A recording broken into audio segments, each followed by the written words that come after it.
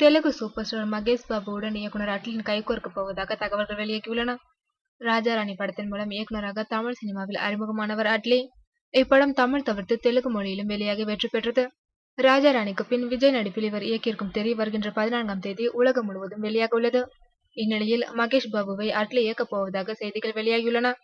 சமீபத்தில் அட்லி பிரம்மோற்சவம் படப்பிடிப்பிற்கு சென்று மகேஷ் பாபுவை சந்தித்துள்ளார். அட்லி சொன்ன ஒரு வரி கதை மகேஷ் பாபுவை கவர கதையை டெவலப் செய்யுமாறு கூறிவிட்டாராம்.